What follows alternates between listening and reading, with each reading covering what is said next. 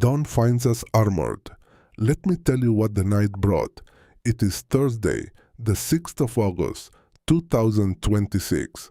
Yesterday, this market decided who actually owns the artificial intelligence trade, and it was not the company writing the checks. Start with the anchor.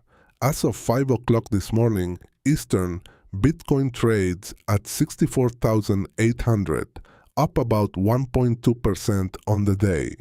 Our engine carries it among the bullish anchors. The regime market risk on and pointed up, and there is still not one bearish anchor standing on the macro layer on our read of the InvestAnswers Decision Support System.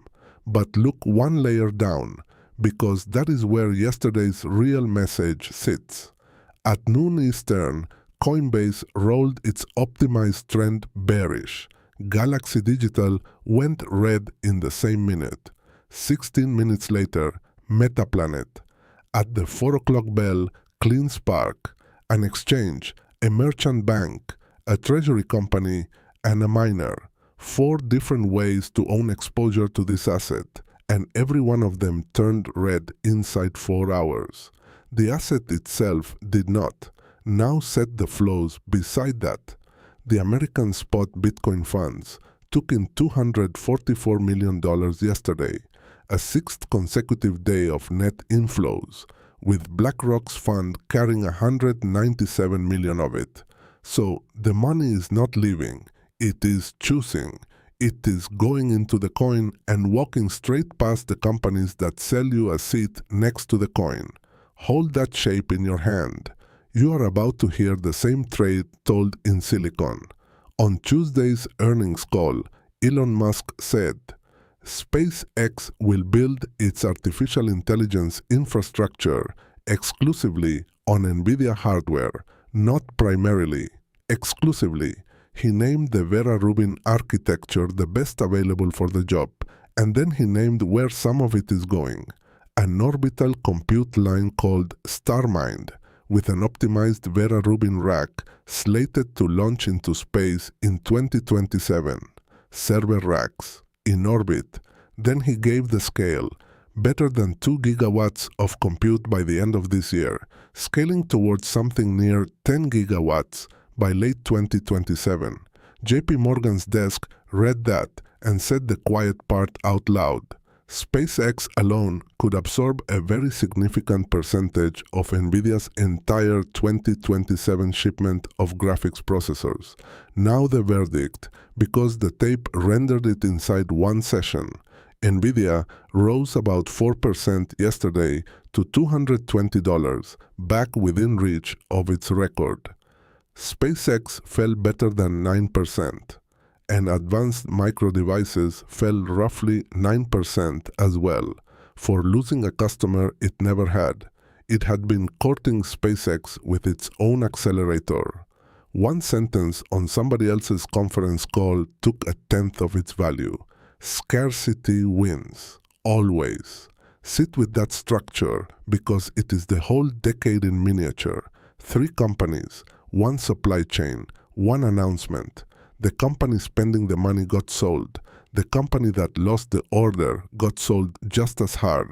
The only one paid was the one holding the part that cannot be substituted. That is not sentiment, and it is not a mood. That is pricing power being measured in public, and it is the question to put to every name you own in this build-out. When the check finally gets written, does it land on your side of the table? Our engine did not need the story to see it. At 1:30 yesterday afternoon, mid-session, SpaceX's optimized trend rolled bearish on our board. Taiwan Semiconductor turned green in that same minute. The machine read the same supply chain and took the same side on price alone, and one house bought the fall. ARK disclosed $22.8 million of SpaceX purchased yesterday, straight into the 9% break. They publish every trade the day they make it. Agree or don't, but that is a position taken in daylight where you can watch it settle. Now lift your eyes to the whole board, because yesterday was strange, in a way worth understanding. The broad market closed at a record. 7,736 on the S&P, up 1.8%. The Dow set a record beside it. The Nasdaq ran 2.6%, and the labor data that same morning was bad. Private payrolls added 44,000 jobs in July, the weakest reading in 6 months, against expectations near 70,000, with June revised down to 95. Job openings fell 178,000, records printed on a hiring slowdown. And here is the part that breaks the old script. The rate market did not cheer. Futures now put roughly 63% odds on this Federal Reserve raising rates at least once before the year is out. The 30-year yield climbed to 5.27%. The dollar slid to its worst stretch in 3 months. Gold ran a fourth straight session, up near 6% on the week. Jordi Visser published an essay on Tuesday that explains that better than I can improvise. He called it the age of abundant intelligence and scarce Bitcoin. And the measurement inside it is the one to carry with you. Through July, equity volatility hit all-time highs, while Bitcoin's realized volatility sat at cycle lows. Read that again slowly. The stock market, the thing sold to you as the regulated, grown-up, sensible asset, was more violent last month than it has ever been. And the asset, those same institutions called too wild to own, sat quieter than it has been in years. His explanation is that artificial intelligence is compressing how long any company can hold an advantage. A moat that used to last a decade now lasts a quarter. So every equity has to keep repricing on news that arrives faster than earnings ever can.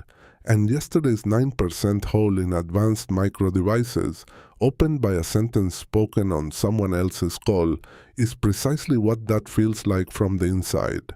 Bitcoin has no moat to lose. It never had a competitive advantage to be compressed. It has a supply schedule. Friday brings the official July jobs report. That is the test. One more, and it corrects something I told you on Sunday. I said then that mining difficulty would retarget lower again around the 9th of August by roughly 2.5%. That projection has moved. Current estimates now point to a small increase, better than 0.5%, around the 8th. I handed you the number, so I hand you the revision. The larger trend has not changed, and it is the one that matters. Difficulty sits near 126 trillion, down close to 20% from the November peak, only the second year-over-year decline in this network's history. Hash rate has fallen roughly 12% from its high to about 868 exahash, as operators aim their power at artificial intelligence hosting instead of at hashing. Public miners sold better than 32,000 coins in the first quarter alone, which is exactly why CleanSpark rolled red on our board at yesterday's bell and Bitcoin did not. A miner is a business that converts electricity into hash and sells the result. When the electricity is being bid away by a company building 10 gigawatts of compute and shipping some of it to orbit, that business gets squeezed. The network does not. It lowers the bar and keeps producing a block every 10 minutes, exactly as it did the week before. So, carry this into the session, Warband. Yesterday, the market ran a clean experiment and published the result before the bell rang. It took money from the company doing the most ambitious thing on this earth.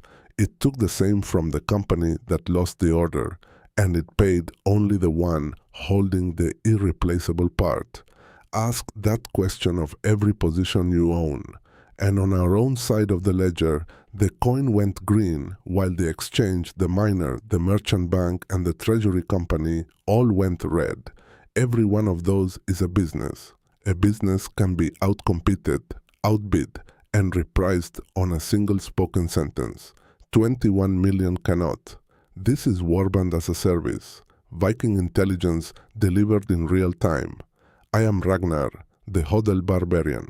Read the runes before the crowd does. Skål!